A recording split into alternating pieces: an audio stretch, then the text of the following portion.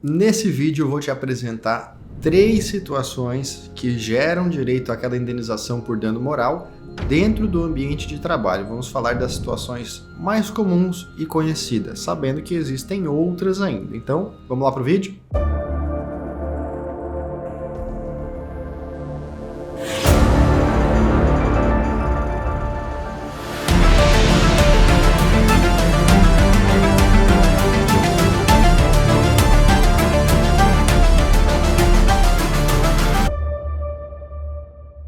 Situação número 1, ofensas.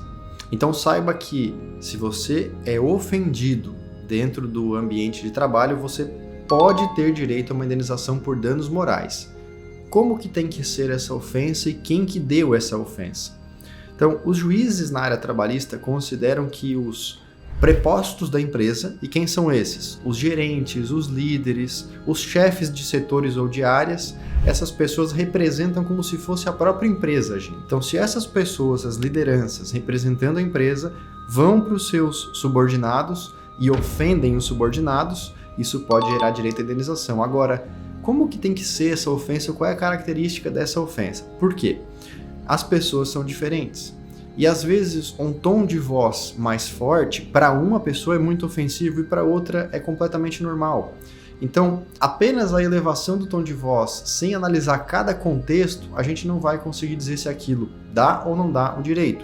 Vai depender de cada caso à parte. Mas um grande divisor de ofensas são as palavras que são ditas. E quando o gerente, o chefe, ele usa palavras de baixo calão, o que significa esse termo? Palavrões, ofensas mesmo. Então, xingamentos que eu não vou, obviamente, citar aqui no vídeo, né, por respeito, né, mas talvez você tenha ouvido isso no ambiente de trabalho. Então, se você é xingado pelo seu chefe com palavrões, com ofensas, com coisas nesse sentido, sim, isso já é um assunto tranquilo para os juízes, tranquilo no sentido de que não se discute muito, a maioria dos juízes dá a indenização por danos morais quando vê ofensas com palavrões dos chefes para os empregados. Diferença é que quando colegas do mesmo nível hierárquico, então você é um vendedor e seu colega é vendedor, e os dois se xingam, ali pode ser que o juiz não dê, porque não é um chefe, um representante oficial da empresa, são dois colegas, é uma relação particular. Não quer dizer que você não tem direito a dano moral, é que não é a empresa que vai te pagar, e sim a própria pessoa que vai te pagar essa indenização, porque não foi a empresa fazendo e foi um funcionário, apenas no cargo dele. Situação número 2, lesão. O que eu quero dizer com lesão? Alguma agressão que resulte à sua integridade física, ou seja, um acidente, uma queda no trabalho, uma agressão física, um soco, coisas desse gênero que afetem a sua integridade física, ou seja, o seu corpo, a saúde do seu corpo, né, temporária ou permanentemente. Se é de responsabilidade da empresa, você também pode ter esse direito à indenização por danos morais. Então, às vezes, você sofreu um acidente sozinho. Não teve ninguém que empurrou você daquele lugar ou que botou o seu braço numa máquina. Não teve nenhum ato específico de outra pessoa, senão apenas você. Você sozinho com uma máquina, por exemplo. Mas aconteceu um acidente. Por que a empresa ela pode ser responsabilizada e pagar danos morais além de outras indenizações? Porque, por lei, a empresa tem o dever de manter a segurança no ambiente de trabalho. Então, quando uma máquina causa um acidente, a empresa é responsável. A diferença aqui é se a máquina for segura e for o empregado que agir de forma insegura, então a culpa for totalmente do empregado, ele não vai ter direito à indenização. Portanto, é preciso analisar cada situação e ver. A gente já pegou situações aqui em que uma empresa tinha uma máquina muito insegura. Naquela máquina, num período de 1 ano, 4 funcionários diferentes tiveram amputação do dedo parcial. Porque para limpar a máquina era preciso pôr a mão num lugar totalmente inseguro, com ferros, com cortes, e não tinha ferramenta e não tinha outro jeito de fazer a limpeza, pela característica da máquina, só colocando a mão. E não dava para desligar ela na hora de fazer, porque ela não desligava nunca. Então, as situações que a empresa, ao colocar uma máquina que é insegura, que não desliga nunca, que exige que o funcionário coloque a mão, ela é culpada. E aí, nesse caso, o funcionário ganhou a indenização por danos morais do acidente, da lesão física que ele sofreu. Terceira situação, pressão. a pressão no ambiente de trabalho também pode gerar direito à indenização por danos morais. Por quê e como, na prática, que essa pressão se visualiza? Bom, a pressão ela é a cobrança excessiva no trabalho. Então, imagine que você está passando por uma situação de trabalhar muito, para além do seu horário, fazer muitas horas extras. Então, o normal é trabalhar 8 horas por dia, você está trabalhando 10, 12, 14 horas por dia. E fora esse excesso, essa sobrecarga de trabalho, né, os chefes, os empregadores, eles vão para cima de você e cobram mais. Eu quero mais resultado, eu quero mais, você vai ter que trabalhar mais, você vai ter que dirigir mais para longe, você vai ter que entregar essa carga lá, senão não vai ter o ganho aqui, essa comissão, esse valor a mais, porque nós precisamos bater a meta, você tem que se esforçar. Ou seja, expõe o ser humano a uma pressão sobre-humana.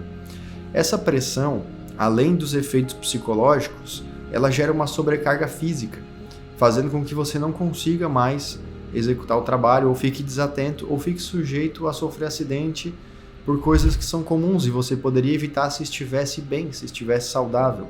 Então, essa pressão excessiva, quando acontece, que diferente da cobrança normal de metas, o que é uma cobrança normal de meta? É dentro do horário estipulado, dentro da capacidade física que cada pessoa tem, eu solicitar que ela se dedique, que ela faça o seu melhor naquelas condições. Agora, se eu espremo, se eu aperto a pessoa para condições muito além em horário e em capacidade que ela tem para executar, eu estou passando por um excesso, é a pressão. E a pressão, sim, gera direito à indenização por danos morais. E aí a gente precisa avaliar, como em todas as situações que eu já falei, qual é o grau de intensidade dessa ofensa para determinar o valor da indenização por danos morais. Então, uma pressão em um dia, em uma meta específica, em um momento, pode nem gerar o direito à indenização. Agora, são 3 anos de empresa, 2 anos, 4 anos, e todos esses anos, todos os dias, ou pelo menos todas as semanas, a pessoa trabalha 12, 13, 14 horas. Uma pessoa que trabalha tanto assim, ela não tem tempo para o próprio lazer, ela não tem tempo para o convívio com a sua família, com os seus amigos, ela não consegue descansar sequer. E essas faltas aqui fazem mal para a saúde física e psicológica. Então esse é um exemplo de pressão em excesso que com certeza gera direito a uma indenização por danos morais, tá? Lembre de uma coisa importante para a gente fechar o vídeo. A indenização pelo dano moral é uma reparação a um dano que aconteceu. Então não é bom ganhar uma indenização. Ganhar uma indenização significa que você já sofreu um abalo moral. A indenização ela só vem para tentar reparar. O bom mesmo, o ideal, é que nenhuma dessas situações que eu descrevi aqui aconteçam. No ambiente de trabalho, que você consiga trabalhar em um ambiente bom, saudável, com bom tratamento.